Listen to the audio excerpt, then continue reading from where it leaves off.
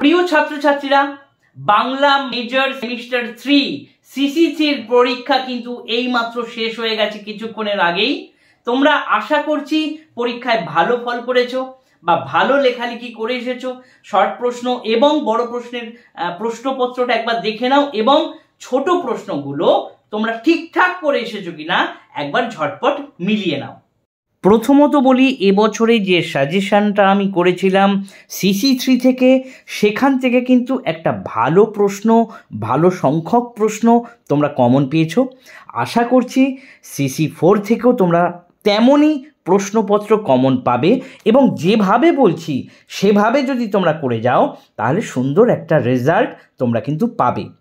প্রথমেই দেখো, বাংলা গদ্য সাহিত্যে আদি পর্বে ফোর্ট উইলিয়াম কলেজ, এটা তো খুব গুরুত্বপূর্ণ ছিল, এবং আধুনিক বাংলা প্রবন্ধ সাহিত্যে প্রমোদ চৌধুরী। আশা করছি এগুলো সবই করেছো এবং পরপর প্রশ্নগুলো একবার দেখে নাও। এবং এই প্রশ্নগুলোর মধ্যে আজকে আলোচনা করব শর্ট প্রশ্নগুলো। প্রথম প্রশ্ন 7 দাগের, সমাচার দর্পণ কত সালে প্রকাশিত হয়? উত্তর হবে 1818 খ্রিস্টাব্দে 23শে মে। দ্বিতীয় প্রশ্ন, পদ্মিনী উপাখ্যান কি জাতীয় কাব্য? উত্তর হবে ঐতিহাসিক রোমান্স বা আখ্যান জাতীয় কাব্য। পরের প্রশ্ন, মেঘনাদবধ কাব্য কত সালে প্রকাশিত হয়? উত্তর হবে 1861 সালে প্রকাশিত হয়। সামাজিক প্রবন্ধ গ্রন্থটির রচয়িতা কে? উত্তর হবে ভূদেব মুখোপাধ্যায়। দাগের প্রশ্ন, রবীন্দ্রনাথ ঠাকুরের লেখা একটি মনস্তাত্ত্বিক উপন্যাসের নাম লেখো। উত্তর হবে চোখের বালি। পরের প্রশ্ন, বাংলা গীতিকাব্যে ভোরের পাখি কাকে বলা হয়? উত্তর হবে কবি বিহারীলাল চক্রবর্তী। পরের প্রশ্ন, শ্রীকান্ত কি জাতীয় উপন্যাস? উত্তর হবে আত্মজীবনীমূলক উপন্যাস। এই উপন্যাসের 4টি খণ্ড। পরের প্রশ্ন, বেলা অবেলা কালবেলা কাব্যগ্রন্থের প্রকাশসাল উল্লেখ করো।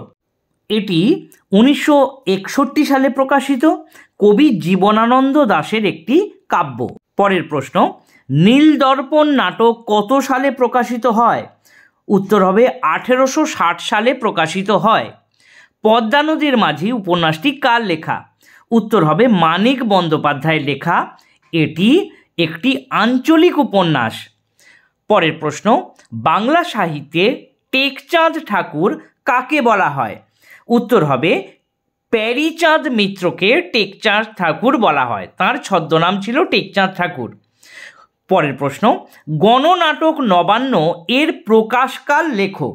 উত্তর হবে নবান্ন প্রকাশিত হয়েছিল 1944 সালে। পরের প্রশ্ন, অগ্নিবীণা কার রচনা? অগ্নিবীণা লিখেছিলেন কবি কাজী নজরুল ইসলাম।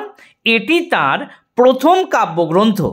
পরের প্রশ্ন, তারাশঙ্কর বন্দ্যোপাধ্যায়ের লেখা একটি আঞ্চলিক উপন্যাসের নাম লেখো। উত্তর হবে হাঁসুলি বাঁকের উপকথা। পরের প্রশ্ন, পূর্বলেখা গ্রন্থটির রচয়িতা কে? উত্তর হবে কবি বিষ্ণু দে। এটি লিখেছিলেন 1941 সালে।